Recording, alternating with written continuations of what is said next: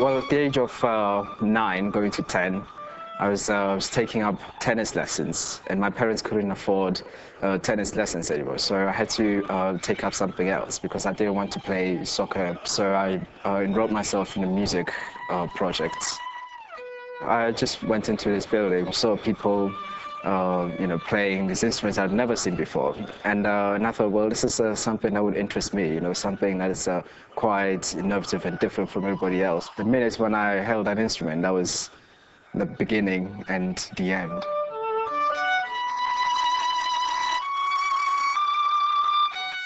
When I started off, I was so completely ignorant about the instrument. So I thought, you play the violin, then you move on to the cello, because it gets bigger, and then you go to the double bass. And then, when you play the double bass, that's when you're actually pro. And so I didn't know you could actually, carry on playing it for sort of all your life. Basket started off its inception as in 1997. I was one of the 2 founded leaders of the ensemble. We all came from the previous ensemble called the African Youth Ensemble, so we disbanded from that project to join Rosemary. She was a huge inspiration and mentor for me, and so I spent a lot of time learning under her. The other thing was just being a leader. Of course, that put a lot of pressure on me to just, be on the ball all the time. And that was something that I learned again at a very young age, which helped me enormously going abroad and dealing with people who are much older than me.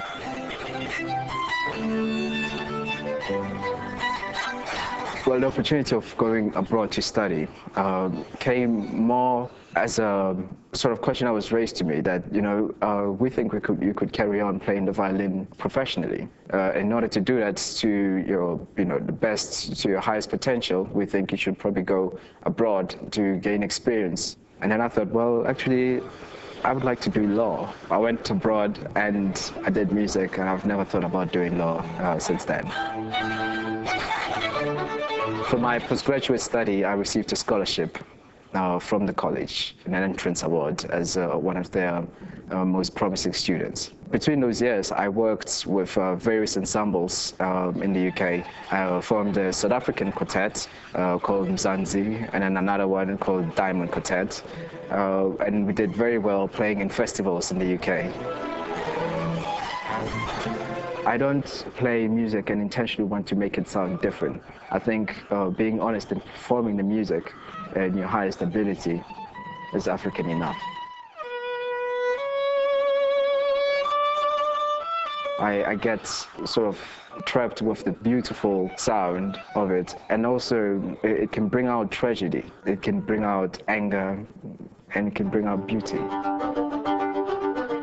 I don't have a favorite type of music. Of course, what I do is what I love. I wouldn't, bring my friends over to listen to a classical symphony, or, put on some jazz. But then when they go on, then I'll put the symphony on. So there's a lot of pressure when you're playing a musical instrument that involves a lot of practice because the expectation is always high, and you have to be really careful of how you want to present yourself. And I think we all want to be ambassadors of excellence in whatever we do.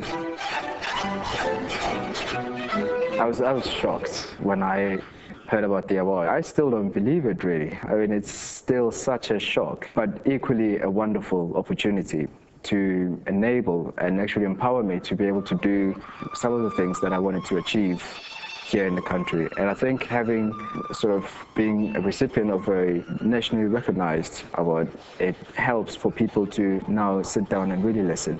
I am completely just so grateful and really, just really amazed.